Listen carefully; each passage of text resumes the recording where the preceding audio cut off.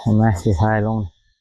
มื่อนี้พาทีมงานเอามาติดจักรจันทร์มาอ่อนบรรยากาศ3 ปีหลังบ่ได้มาโดนละ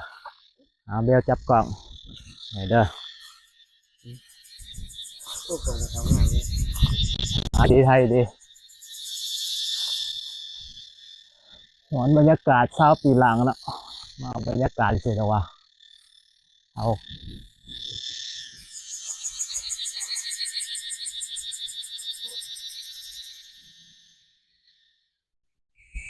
เนี่ยเรียบร้อยตุกมาใส่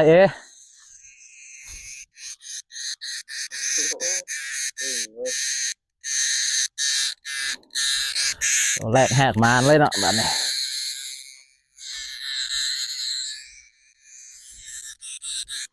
แล้วก็เห็นวะปิดใช่ละแมงอีเนี่ยตัวนี้เนาะแมงอีตัวลายๆซูมกล้องไปเลยเบลเติมพอเรียบร้อยแมงอีตัวลายๆลายตัวนี้นะตั้งลายพด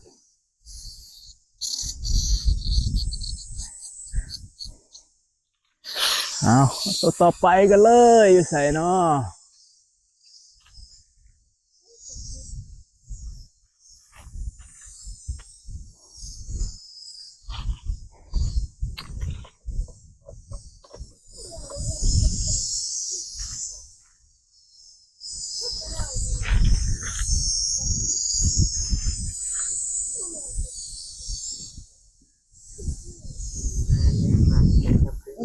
เรียบร้อย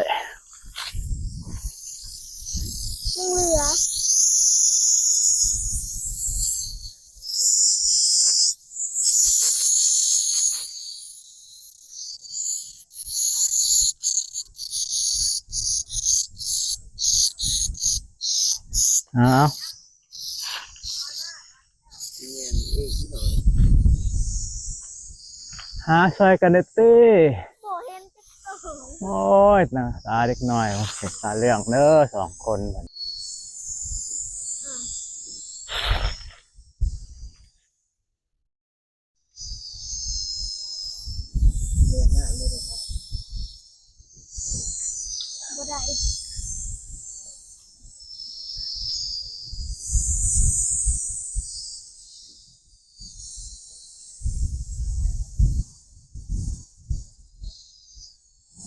เรียบร้อย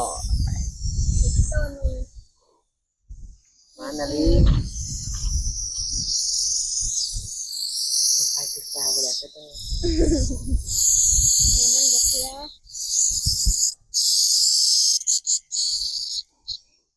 แมงอีตัวน้อยไกลๆได้ติวะ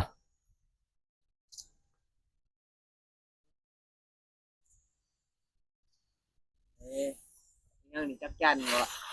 แมงอีโตเป็นไรนี่มาเลย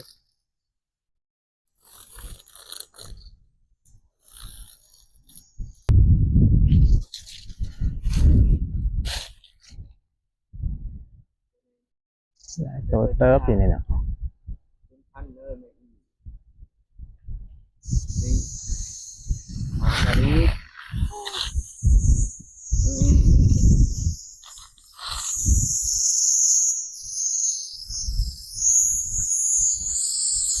ได้ช่องโตแบบ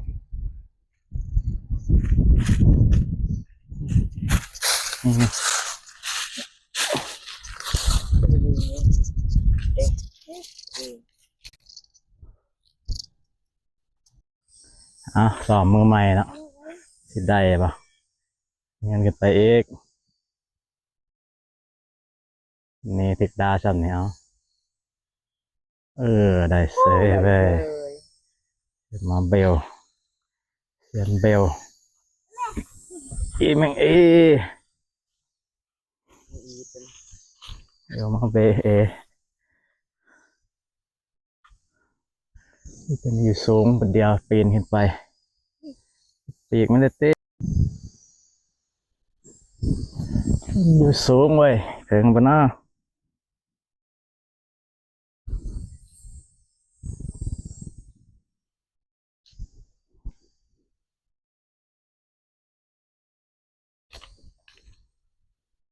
สามารถมาเถิงอีกโอ้ยไปสักโอ้ยหลายตัวอยู่เดี๋ยว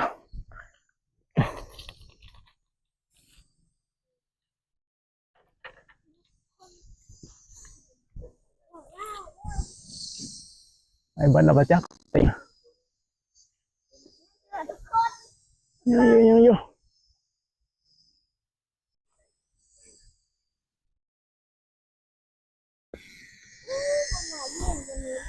ไอ้ตีแม่นี่ นี่บ่จัน อย่าเบิ่งโทรศัพท์คุณแม่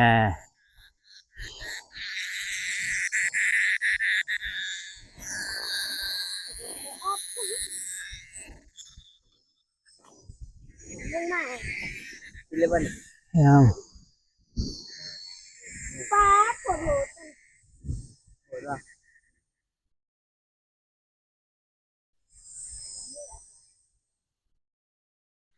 ดักตัวหนึ่งเนาะโอ้มาเลย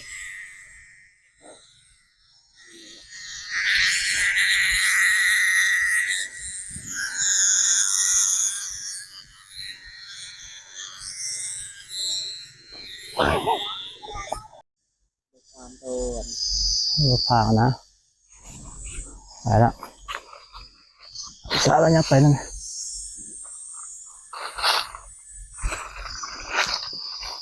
เอ๊ะ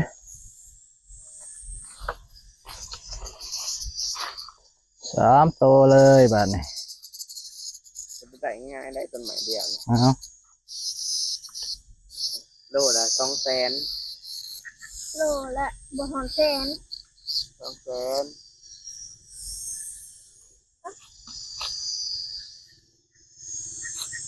ปิด ต้นใหญ่ ปิด